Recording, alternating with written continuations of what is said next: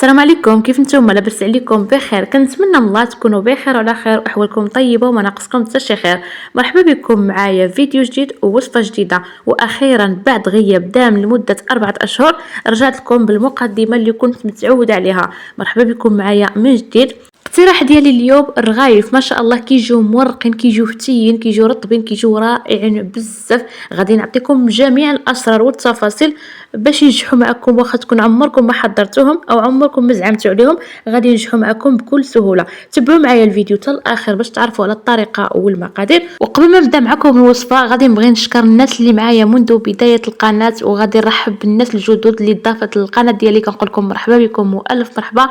الصراحه واخا تغيبت على القناه واحد المده اللي هي طويله، ولكن ما شاء الله الفيديو ديالي كانوا يعني دائما عليهم مشاهده. الوصفات ديالي دائما يعني سواء الناس القدام او للناس الجدد اللي يعني كيتفرجوا في الفيديوهات ديالي، كنقول لكم شكرا بزاف. وكنتمنى تكونوا كتستافدوا من الوصفات ديالي. صراحه كنحاول نعطيكم وصفات من القلب. الفيديوهات اللي عندي في القناه كاملين كنت كنعطيكم وصفات من القلب وكنتمنى يوصلوا لكم. نبداو الوصفه ديالنا بسم الله على بركه الله. اللهم صل على سيدنا محمد وعلى اله وصحبه اجمعين. في المقادير كنحتاجو نص كيلو ديال الدقيق الفينو ونص كيلو دقيق الفرص. بالنسبه لنا الدقيق يكون نوعيه جيده. كما كتلاحظوا معايا كنعملو قد الكميه ديال الفرص قد الكميه ديال الفينو. بالنسبه بغيتو تعملوا غير زلافه ما كاينش مشكل، بغيتو تعملوا نص كيلو اولا كيلو، انا هنا عندي نص كيلو. بالنسبه للطلبيه انا يعني ضاعفت الكميه. وكما لاحظتوا معايا انا خديت قصريه اللي تكون كبيره، يعني كتساعدني باش نعجن العجين ديالي على خاطري. ولا كانت عندكم العجانه فكتستعملوها، ما كاينش شي فرق نهائيا. بالنسبه للدقيق كما قلت لكم نص كيلو ديال الفرص ونص كيلو ديال الفينو. ضفت لهم الملح حسب الذوق، وضفت 8 غرام د خميره الحلويات. كنضيفوا 3 معالق ديال زيت الزيتون اللي كتعطينا واحد الفتاوه في الرغايف ديالنا. وكنضيفوا معلقه ديال العسل اللي تقدروا تعوضوها بالمعلقه ديال السكر، هي اللي كتعطينا داك اللوين في الرغايف. ملي كنطيبوهم كيجيو محمرين، داك اللون الذهبي الرائع اللي كيجي في الرغايف. هادو هما المقادير اللي كنحتاجو. والماء يكون دافي حيت دابا البروده كندفيو شويه الماء وبه كنجمعوا العجين وكندلكوه مزيان فوق سطح العمل كما كتلاحظوا معايا. واللي عند العجانه تستعمل العجانه كتوفر عليها هاد المجهودات كاملين. لاحظوا معايا انا هنا صراحه كنبغي ندلك العجينه ديالي فوق سطح العمل، كنبقاو كندلكو في العجينه حتى كتشكل لينا هكا فقاعات كما غادي تلاحظوا معايا انتما. يعني الطريقه سهله والمقادير كما لاحظتوا معايا اللي هما بساطين. الرغايف المقادير ديالهم صراحه بساطين ولكن كيدوا شويه ديال الوقت. واول سر باش يجيوكم الرغايف ناجحين 100% هو الدلك ديال العجينه. كنبقاو ندلكوها مزيان حتى كيبداو هكا كيتشكلوا لنا فقاعات في الوسط العجين كما كتلاحظوا معايا. هنا كنقرب معكم الكاميرا باش تشوفوا. هذا اول سر، والسر صراحه مهم بزاف. العجينه خصها تدلك مزيان والعجينه كتكون رطبه، يعني ما كتكونش قاصحه. انتما كما غادي تلاحظوا معايا العجينه كتكون رطبه وفي نفس الوقت ما كتلصقش في اليدين. هنا غادي نغطيها بالبلاستيك الغذائي وغادي نخليها ترتاح المده ديال نصف ساعه. انتما لاحظوا معايا العجينه ما كتلصقش في يدي وفي نفس الوقت رطبه. هنا كانت العجينه ديالي ارتاحت. غادي نوضعها فوق سطح العمل وغادي نشكل العجين ديالي الكويرات. هنا كنوري لكم كيفاش كيكون القوام ديال العجين. انتما لاحظوا معايا كيكون رطب وما كيلصقش في اليدين نهائيا، يعني العجينه د الرغايف ضروري تكون رطبه وما تكونش كتلصق في اليدين. انتما لاحظوا معايا ما شاء الله تبارك الرحمن.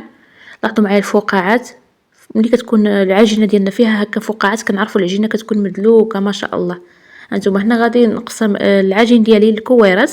بالنسبه للحجم ديال كل كويره على حسب الرغبه ديالكم، واش بغيتوا الرغايف ديالكم يعني كبارين اولا الحجم ديالهم متوسط اولا صغير. انا هنايا كل كويره فيها 100 غرام بالضبط لان الطلبيه كما كتلاحظوا معايا. فصراحه العجين ديالي عبرته بالميزان. بالنسبه نص كيلو د الفينو ونص كيلو دقيق الفرص كيعطيونا 15 ديال الرغيفات الا عملنا فيهم 100 غرام. انا هنا الكويرات صراحه الله عبرتهم بالميزان باش نخرج العدد المطلوب. انا كنخصني 45 رغيفه او مسمنه، يعني ضاعفت هذه الكميه 3 ديال المرات. عملت 3 كيلو ديال الطحين ما شاء الله خرجت لي 45 رغيفه الا عملتو فيها 100 غرام. كل كويره فيها 100 غرام. هنا كنت وزنتهم كما كتلاحظوا معايا في الميزان وشكلتهم وكان هذا هو الشكل ديالهم. وكما لاحظتوا معايا هنا انا ضاعفت الكميه باش نتحصل على العدد المطلوب ديال الرغيفات. هنا صراحه كان بامكاني يعني نصور معكم القياس الكبير، ولكن قلت نصور معكم القياس الصغير باش تجربوا وتشوفوا كيفاش غادي يجيكم. عاد زعموا على الكميه هكا كبيره، يعني كاين الناس اللي كيبغي هكا يعمل كميه كبيره ديال الرغايف وكيعملها في كونجيلاتور وكيبقى كل مره كيجبد جوج ثلاثه للفطور او للضياف. يعني صراحه كتحتاجوا بالخصوص الحاجه ديال الدار ما كاينش بحالها. هنا كما كتلاحظوا معايا ملي كنا كنشكلهم ما استعملتش الزيت وما استعملتش الدقيق، ما كنستعملوا حتى شي حاجه. الدقيق الا استعملناه كيقصح لينا العجينه، والزيت كيخلي العجينه ديالنا كتقطع ملي كنبغيو نورقوا الرغيفات ديالنا. يعني من الاحسن ما نستعملوش الزيت والدقيق نهائيا ملي نكونوا كنشكلوا العجين ديالنا مكورات. السر الثاني اللي هو مهم بزاف، كنغطيو العجينه بهذه الطريقه وكنخليوها ترتاح مزيان. المده اللي خصها ترتاح فيها العجينه ديال الرغايف ساعه، ساعه ونص، 2 ساعات، شحال ما كان عندكم من الوقت، شحال ما مزيان. يعني شحال ما ارتاحت العجينه شحال ما مزيان. انا هنا خليتهم كيرتاحوا ساعه وغادي ندوز باش نطوي معكم الرغيفات. كما كتلاحظوا معايا هنا ارتاحوا. كما لاحظتوا معايا انا ملي غطيت لهم بقيت هكا كنضغط عليهم واحد الضغطه اللي هي خفيفه باش كيرتاحوا لي كثر. كنحتاجوا الزبده باش نورقوا الرغيفات. كما كتلاحظوا معايا كناخذوا كاسرونه وكندوبوا فيها الزبده وكنخلوها في ديك الكاسرونه، لان دابا الجو بارد ديك الزبده دغيا كتقصح باش كنبقاو هكا كندفيوها فوق النار. كنحتاجوا الزيت والدقيق الفينو، 3 ديال المكونات باش كنورقوا الرغايف ديالنا. بالنسبه للزبده د البواطه او د العبار او المارغرين اللي بغيتو نتوما. وغادي ندوزو مباشره باش نطوي معكم الرغيفات. بالنسبه للعجينه ملي كترتاح مزيان كيسهل علينا باش نطلقوا العجينه بكل سهوله. كما كتلاحظوا معايا ملي كنبغيو نسرحوا هكا العجينه فوق سطح العمل كتسرح لينا بكل سهوله. انتوما بالنسبه للوقت اللي خليت انا الرغيف ديالي يرتاحوا ساعه بالضبط. كناخذوا هكا الكويره كما كتلاحظوا معايا، كنرشوا شويه ديال الفينو وشويه ديال الزيت انتوما، وكتطلق لينا العجينه بكل سهوله. لاحظوا معايا ما شاء الله، حيت العجينه كتكون ارتاحت كنبداو نطلقوا غير بشويه. يعني يدنا هنا كتكون مرخوفه، واخا كنطلقوا يعني بسرعه ولكن يدينا نخليوها مرخوفه، ما نضغطوش على العجينه بزاف باش ما كتقطعش لينا. كنبقاو كنطلقوا في ديك العجينه او كنسرحوا فيها بهذه الطريقه. وملي كتكون العجينه مرتاحه نعاود نقولها لكم كتطلق لكم بكل سهوله وكيجيوكم الرغايف ما شاء الله مورقين. ولكن العجينه ملي ما كتكونش مرتاحه ما كيبغوش يطلقوا لنا نهائيا، واخا تكون عندكم المقادير مضبوطين والطريقه دلكتوها مزيان، ولكن ملي ما كنخلوش العجينه ترتاح النتيجه كتجي ماشي زوينه نهائيا. لاحظوا معايا هنا بعد ما سرحت العجينه مزيان فوق سطح العمل كنطويو الجوانب حتى بعضياتهم. الفيديو شرح نفسه اكثر. كما كتلاحظوا معايا كنجيبوا الجنب كنطويه الوسط وكنجيبوا الجنب اللي مقابله عاوتاني كنطويوه هانتوما. من بعد كنعملوا الطويه الاخرانيه كما لاحظتوا معايا طريقه سهله، وكنوضعوهم جانبا حتى كيرتاحوا. يعني اللي كنكونوا طويناها كنحطوها ترتاح بما طلقنا اخرى، وكنطويو هذيك اللي كنكونوا طلقناها او طويناها. بالنسبه للطاويه الاخرانيه هانتوما كنطويو الجوانب من الوسط وكنعاودوا نطويو الطاويه الاخيره. هانتوما ما شاء الله الرغايف كيفاش كيجيو مطويين فيني بواحد الطريقه رائعه. كما لاحظتوا معايا الطريقه سهله، يعني ما كاين حتى شي تعقيدات. وغادي نعاود نطلق معكم وحده اخرى كما كتلاحظوا معايا غير بالزيت. هنا غادي نستعملوا غير الزيت، حيت الكويره او مسمنه اللي قبل هذه كنت طلقتها معكم بالفينو. الفينو كيساعدنا باش نطلقوا العجينه ديالنا بسرعه، يعني كيساعدنا بواحد الطريقه رائعه. ولكن حتى الا بغيتوا ما تستعملوش الفينو في التطليق ديال العجينه كتستعملوا غير الزيت. لاحظوا معايا هنا انا استعملت غير الزيت ويدي كتكون مرخوفه. انتم لاحظوا معايا الجوانب حتى هما كنرققوهم، يعني كنطلقوهم مزيان. ملي كنطلقوا الرغيف ديالنا في هذه المرحله كيجيونا ما شاء الله مورقين. هنا بعد ما كنطلقوا المسمنه ديالنا بهذا الشكل، يعني كنطلقوا العجينه فوق سطح العمل، يعني شحال ما رققنا العجينه شحال ما كتجينا الرغيفه مورقه وفتيه من الداخل. هنا بعد ما كنطلقوا العجينه كنرشوا شويه ديال الدقيق الفينو وشويه ديال الزبده وشويه ديال الزيت، وكنعاودوا نسرحوا او نوزعوا داك الدقيق الفينو باش الرغيفه ديالنا كتجي مورقه. هنا الا كنتو طلقتوا الرغايف بالفينو ما كتزيدوش الفينو ملي كتطلقوا العجينه ديالكم على سطح العمل.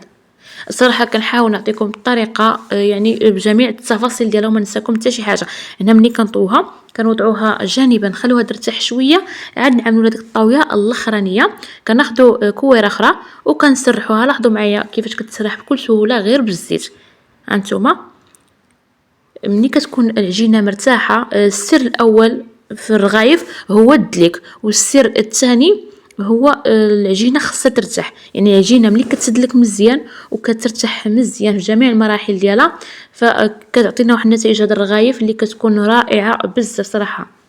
هانتوما هنا كما قلت لكم كنضيفوا شويه ديال الزبده وشويه ديال الزيت، ما نكثروش الزبده والزيت باش ما يجيوناش ميدمين الرغايف ديالنا بزاف، يعني كيجيو هكاك مزيتين ما كيجيوش زوينين. حتى ملي كنطوي ديك جوج طاويات او كنضيف شويه الزيت وشويه الزبده وشويه الدقيق الفينو. ولاحظوا معايا ما تنساوش ملي تطويو الرغيفه ديالكم كتخليوها ترتاح شويه بما اطلقتوا اخرى، وعاد كطويوها الطاويات الاخيرين، يعني كطويو الجوانب من الوسط وكطويو الطاويه الاخيره. هانتوما لاحظوا معايا كيفاش كتجي الرغيفه مقاده ما شاء الله. تبعوا عيد الطريقه والتفاصيل والاسرار اللي عطيت لكم وغادي نشحو معكم الرغايب بكل سهوله. لاحظتوا معايا هنا ان هذه الرغيفه هذه اطلقتها بالفينو. الفينو كيساعدنا اكثر باش نطلقوا العجينه ديالنا بكل سهوله. وكنستمروا حتى كنساليو العدد كامل اللي عندنا. كما كتلاحظوا معايا انا هنايا طويت الرغيفات ديالي كاملين وغنخليهم يرتاحوا لمده ديال ساعه ونص تقريبا. دوزت عملت الفينيسيون نصابلي وخليت العجينه د الرغايف ديالي كترتاح على خاطرها الرغايف جميع المراحل ديالهم شحال ما ارتاحوا شحال مزيان. يعني انا هنا خليت العجينه كترتاح تقريبا ساعه ونص بالضبط. تقدروا تخليوها حتى 2 ساعات كترتاح. شحال ما ارتاحت العجينه شحال ما كتعطي نتيجه رائعه بزاف. واخر سر من الاسرار ديال الرغايف اللي غادي نشارك معكم هو الطريقه ديال الطياب. بالنسبه من بعد ما كيرتاحنا العجينه مزيان كما كتلاحظوا معايا كنسرحوها فوق سطح العمل على شكل مربع يكون مقاد. لاحظوا معايا هنا العجينه كتكون ارتاحت، يعني كتسرح لينا بكل سهوله. من بعد ما كنسرحوا العجينه او كنطلقوا العجينه على شكل مربع كتكون عندنا المقله فوق النار اللي تكون يعني متوسطه، ما تكونش ناقصه وما تكونش زايده. من بعد ما كنطلقوا الرغيفه ديالنا كنوضعوها مباشره فوق المقلاة اللي كتكون سخونه، كنرشوها بشويه ديال الزيت. لاحظوا معايا هنا بعد ما كنوضعوا المسيمنه ديالنا فوق المقلاة مباشره ما كنحسوا بها تشمعات، غير العجينه تشمعات شويه كنقلبوها كما غادي تشوفوا معايا. ملي كنقلبوها الرغيفه ما خصهاش تكون تحمرت نهائيا بحال هذا الشكل هذا. النار كانت هنا عندي متوسطه، يعني ملي كنوضعوا الرغيفه في المقله كتكون النار متوسطه. كنبقاو كنشمعوا في ديك الرغيفه كما كتلاحظوا معايا من جوج جوايه.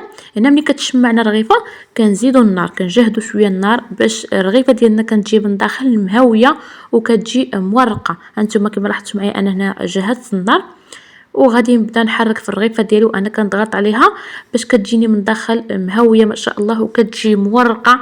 اما واحد المذاق كيجي فيهم ما شاء الله بنين بزاف.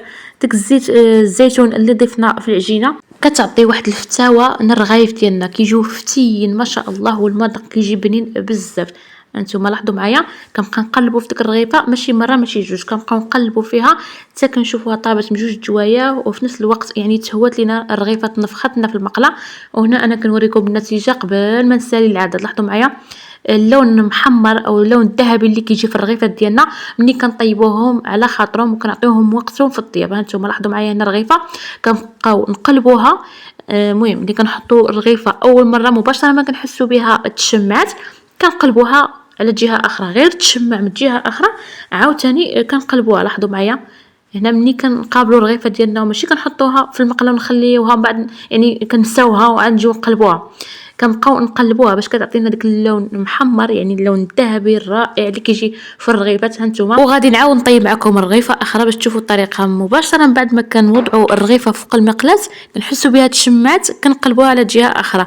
من بعد ما كنحسوا بها عاوتاني تشمعات عاود كنوليو نقلبوها مره اخرى وكنبقاو هكا كنقلبوا في الرغيفه ديالنا حتى كنتحصلوا على واحد الرغيفه كتكون مرقه ومهويه من الداخل. والعلامه اللي كتدل على ان الرغيفه كتكون ناجحه هي ملي كتنفخ لك في المقله. وحنا ملي كنا يلاه بدينا كنسعلموا الرغيفات ما كيتنفخوناش نهائيا ما كنعرفوش شنو هو المشكل. السر في الطياب د الرغايف ملي كنبقاو يعني نقلبوا في الرغيفه وهي باقا مشمعه يعني ماشي طابت وعاد نبقاو نقلبوا فيها بحال اللي كتكون هي تقرمشت ما كتبقاش تهوى صافي يعني ما كيبقاش يدخل هذاك الهواء من الداخل باش تورق اكثر. كنبقاو نقلبوا فيها وهي ما شاء الله كتنفخ وكطيب على خطا. ملي كنبقاو نقلبوا فيها ملي انا هذه كنت نسيتها مره كنوريكم النتيجه د الرغايف كيفاش كيجيو حتى تحمرت كما لاحظتوا معايا. كما كنت كنقول لكم الرغايف كنبقاو نقلبوا فيهم على نار تكون متوسطه. من بعد ما كنشوفوهم يعني تشمعوا من جوج جوايه كنجهدوا النار باش الرغيفه ديالنا كتنفخ وكتهوى لينا من الداخل. كما كتلاحظوا معايا في هذه هنا راه مسرعه عليكم المقطع، اما هي كل الرغيفه تبارك الله تقريبا كديري 2 دقائق 3 دقائق. انتم ما شاء الله كيفاش كيتنفخوا وكيفاش اللون ديالهم ذهبي محمر غزال.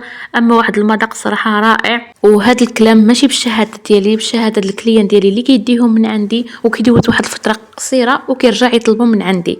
انتم ما شاء الله كما كتلاحظوا معايا كيطيبوا على خاطرهم. وغادي نستمر بهذه الطريقه حتى نسالي الكميه اللي عندي كامله. وكان هذا هو الشكل النهائي ديال الرغايف اللي حضرت معكم اليوم. ما شاء الله لاحظوا معايا على اللوين، يعني ملي كنطيبوا الرغايف على خاطرهم كنتحصلوا على واحد النتيجه رائعه.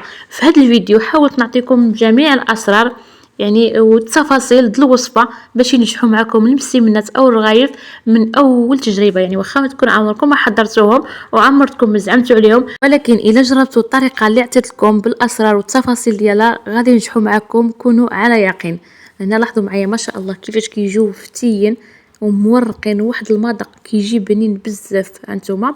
وهذا الشيء كما قلت لكم بالشهاده الكليانات ديالي. وغادي ندوز باش نقاد الرغيفات ديالي في الكريطنات كما كتلاحظوا معايا، لانه هذا العدد اللي حضرت معكم اليوم ما كانش شي كليانه واحده، كل كليانه وشحال بغات. كاين اللي بغات 10، كاين اللي بغات 15، كاين اللي بغات 5، كل واحد وشحال بغى. كنجمع هكا الطلبيه نهار واحد، يعني كنعمل هكا ستوري او اعلان قبل بان نهار فلاني مثلا نهار الحاد ولا نهار الاثنين كاين الرغايف، وكنكون خدمت واحد العدد اللي هو كبير. وهنا غادي يكون وصلت معكم النهايه ديال الفيديو. كنتمنى الى عجبتكم وصفه اليوم ونالت الاستحسان ديالكم ما تبخلوش عليا باللايك للفيديو بتعليقاتكم الزوينه، فعلوا زر الجرس باش توصلوا بكل جديد، وما تنساوش تبارطاجيو الفيديو مع احبابكم وصحابكم باش تعم الفائده. وقبل ما نختم هذا الفيديو كنبغي نقول للمتابعين ديالي اللي كاينين في تطوان مرتيل الفنيدق او المضيق اللي بغات شي حاجه مرحبا والف مرحبا. كنستقبلوا الطلبيات في الواتساب، خليت لكم رقم الواتساب على الشاشه. مرحبا بكم والف مرحبا. بالنسبه للناس اللي كيصيفطوا لي ميساجات في الانستغرام والفيسبوك ما كنقدرش نجاوب على العدد ديال الميساجات كامل لان الميساجات كيتكاثروا وكيبقى ليش الوقت صراحه ندخل نقرا كل ميساج نجاوب عليه، ولكن في الواتساب كيجيني الحل ساهل كندخل النمره وكنجاوب. وما بقى لي نقول لكم السلام عليكم، نتلاقاو ان شاء الله في فيديو جديد.